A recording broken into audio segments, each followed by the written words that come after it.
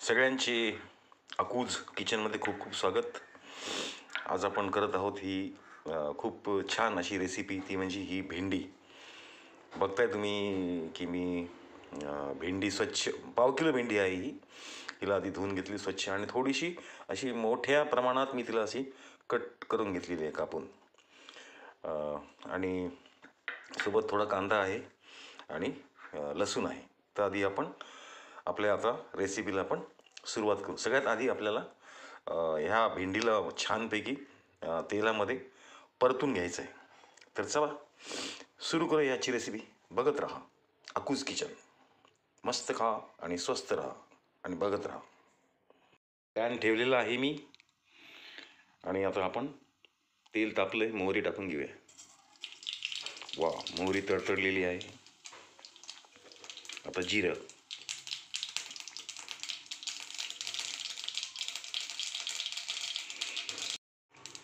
जिरे टाकून घेऊया. गॅस थोडासा लाल करू. लसूण चांगलं लाल होईपर्यंत त्याला परतून घ्यायचं आहे आपल्याला.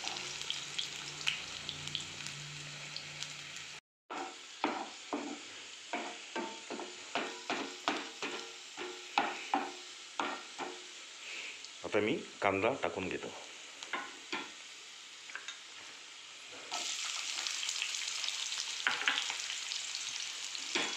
कांद्याला आपल्याला लालसर होईपर्यंत परतायचं.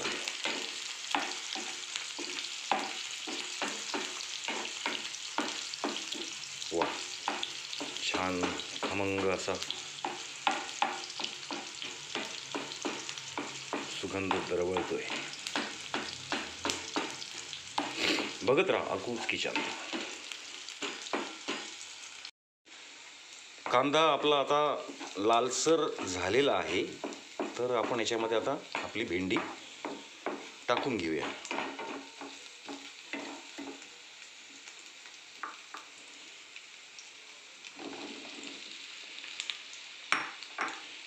छान त्याला 5 ते 10 मिनटं आपल्याला मस्तपैकी त्याला परतून घ्यायचं आहे.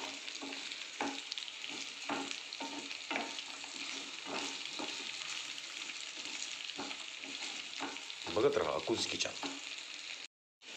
बघा आपली भाजी एकदम, भेंडी एकदम छान नरम झालेली आहे.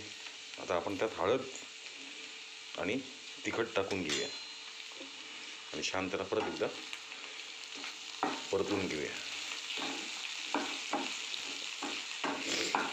बघत राहा अकूज किचन.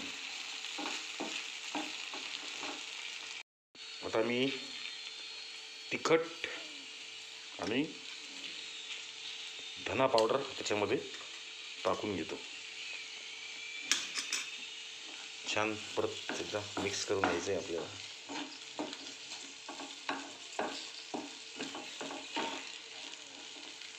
थोडं चवीपुरतं मीठ, जास्त नाही, थोडं, आणि व्यवस्थित त्याला आता आपण मिक्स करून ही भेंडी आपण आता एक 2 ते 3 मिनटं त्याला झाकून ठेवणार आहोत. म्हणजे वाफेने ती अजून जास्त छान शिजते ती. फायनली आपली भेंडी इज रेडी टू इट. कोणी कोणी याच्यामध्ये डाळीचं पीठ टाकतात, चणा डाळीचं बेसन पीठ. कोणी कूट टाकतात, कोणी कोथिंबीर टाकतं, आवडीनुसार. प्रत्येकाच्या ह्याच्यानुसार ही भाजी बनवली जाते. बघत राहा अकूज किचन. आता मी ही भाजी खाली काढून घेतोय. फ्रेंड्स, बघताय फायनली आपली भेंडी तयार आहे. चला पटकन अशी रेसिपी तुम्ही करून बघा, नाही तर सरळ माझ्या घरी या, आपण मिळून या भेंडीचा आस्वाद घेऊया. नक्की या, मी आपली वाट बघतोय.